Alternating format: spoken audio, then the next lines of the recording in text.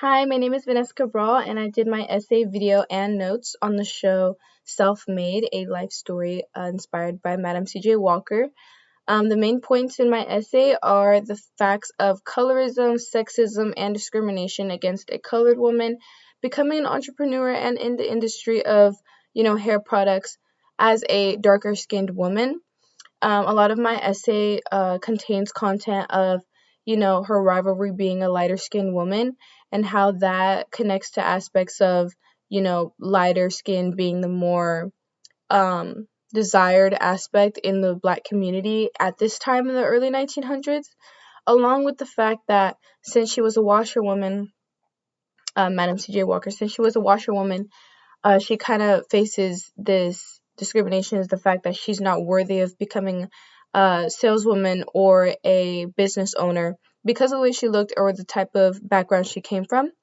The aspects of the book that connect to my essay is self-identity and social identity.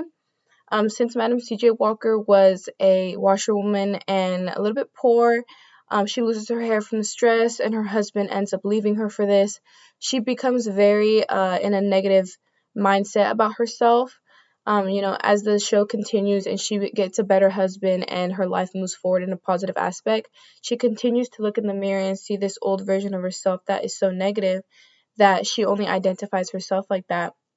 But socially, as the show continues, she tries to build this, perspective of herself to the society that, she can make people's hair grow, she can make their hair look good, and that hair is an important part of black culture, that people can trust her to take care of it, meaning that she kind of tries to make her identity socially more positive than she really thinks she is. And another thing that the book connects to the show is the more masculine oriented culture in the African American culture during this time.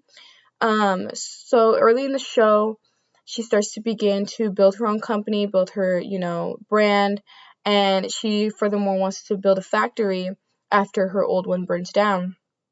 Once this starts to happen, she actually ends up taking over the company, telling her husband that, he doesn't really need help anymore and that she can handle all the stuff because he's not as good as her. And her husband's father ends up telling him, as a colored man, you're supposed to, be the breadwinner. You're supposed to have something of your own, since this is all her idea, her money, her business. And kind of makes the husband think that, his wife is more dominant, which kind of sits wrong with him. Um, so that's everything about my essay.